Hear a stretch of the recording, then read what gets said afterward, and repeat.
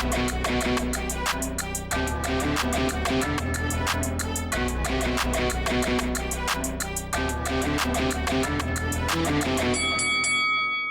guys, welcome to Boxing Squared for boxing news and views from around the internet. And another heavyweight news mashup video today, starting with the franchise championship belt for the WBC, which promoter Eddie Hearn has spoken out against. And what's prompted this is the potential that Tyson Fury, the WBC champion, could be elevated to franchise champion. And that would mean he would not have to face his mandatory challenger Dillian Whyte because the franchise champion doesn't have mandatories, and they can't lose that designation in the ring. So Hearn, speaking to Sports Illustrated, says, "I don't want Fury to become the WBC franchise champion and the WBC to elevate Dillian Whyte from interim champion to world champion because he won't ever feel like he beat the world champion to become the heavyweight champion of the world. By the way, I don't want AJ to fight Fury for the franchise championship because some people will say it's not undisputed. As a champion, you have mandatories. Anthony Joshua has two mandatories, Kubrat Pulev, who he'll deal with next, and then Oleksandr Uysk. We do have an issue with Oleksandr Uysk. He has to get his shot at the heavyweight title. Maybe AJ fights him in the spring. Some mandatory challenges aren't the most deserving challengers in the world. Dillian Whyte is the most deserving challenger I've seen for a long time, so give him his opportunity. Maybe AJ and Fury isn't an undisputed fight. I wouldn't stop it from happening if it wasn't. But wouldn't it be fantastic if that fight was for all the marbles?"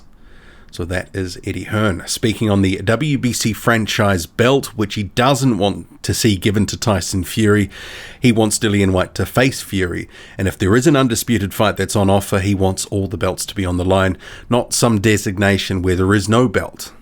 So, I mean, it's pretty messy and murky. We've been hearing about some of these things for weeks now, you know, the will they, won't they about which mandatories, etc. So hopefully there is some resolution soon because one, the talk of undisputed is getting a bit tired and old.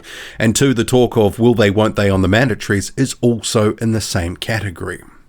Meanwhile, the WBC president Mauricio Suleiman says that the Fury-Wilder 3 fight will go ahead and Dillian Whyte deserves his mandatory shot. So speaking to Boxing Insider Radio, he says, "Right now we don't know when boxing is going to resume for some specific fights, such as the rematch between Deontay Wilder versus Tyson Fury. We don't know if that fight will happen October, November, December next year. We can't control that, but for the WBC there is a legal contract signed for that third fight. For the WBC, there is a mandatory title defense that the champion has to make. The mandatory challenger is the interim champion, Dillian Whyte. He has the right to enforce his title shot after the Wilder vs. Fury third fight. Fury vs. Joshua is just speculation. They have both come out and said that they have a deal, which is very good, but there are many things that must take place before it actually happens." So I guess a couple of things to pick up on there.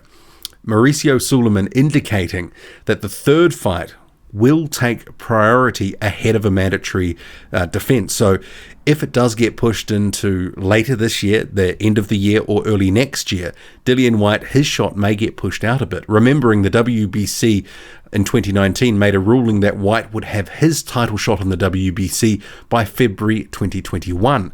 And this is why Whyte has taken legal action, because he wants to enforce it happening by that date. He wants to enforce his place in the queue. He doesn't want to either get pushed back or pushed aside. So more water to flow under the bridge here, but Mauricio Suleiman seemingly saying that Whyte will get a shot, but I guess the better question is, when?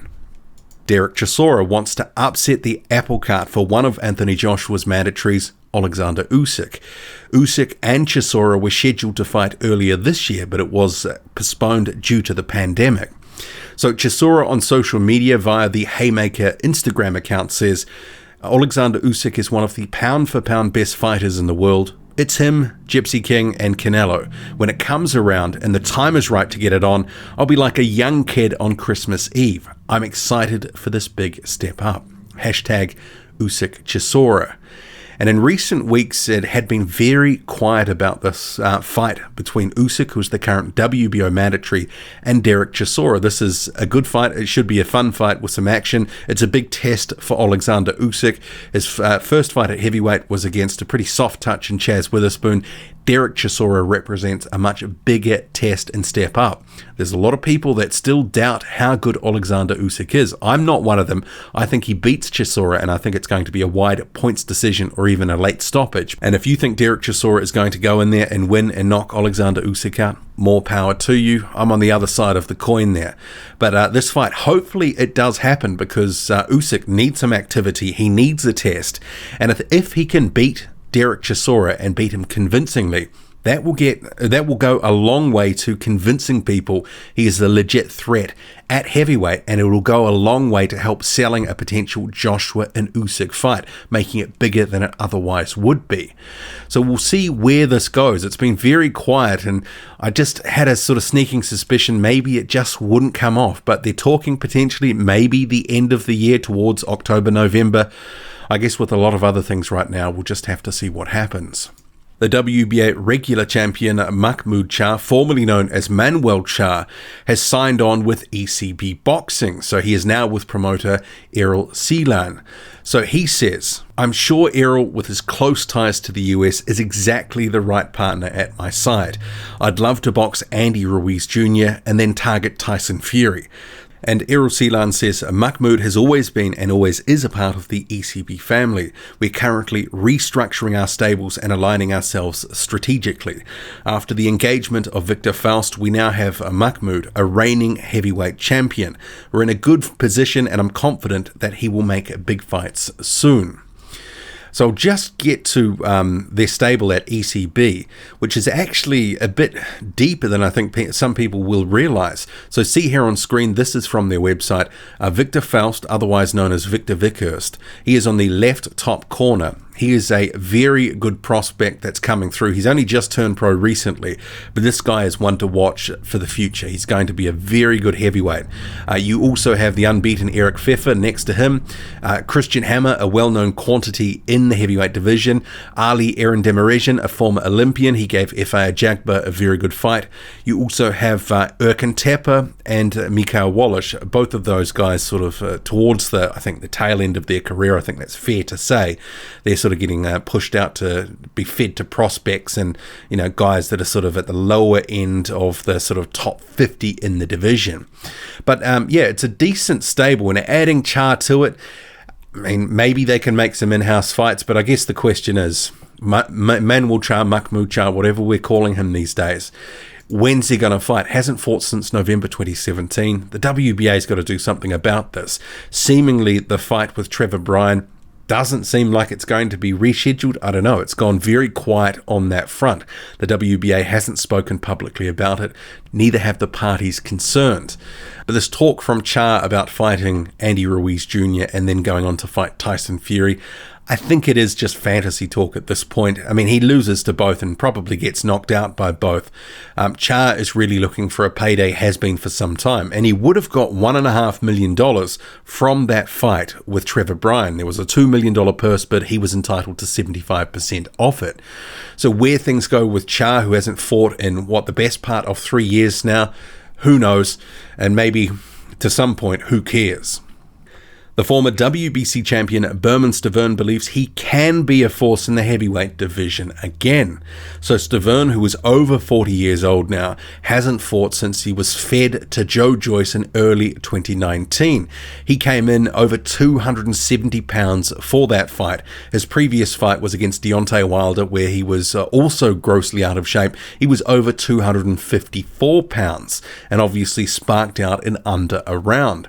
So he's posted to his social media that he's been working out over the lockdown and has been dropping some weight. And you can see here on screen, 241 pounds. So the statement that accompanies this photo says, "What have you done with your time during this quarantine? You'll know what time it is when I start getting down to these numbers. Maybe shave 5 more pounds. It will be very interesting once I get back in the mix. Hashtag no more Mr. Nice Guy." Well, he was never Mr. Nice Guy, and really at this point in his career, over 40, he's got very few sort of angles back in the heavyweight division to get to any prominence.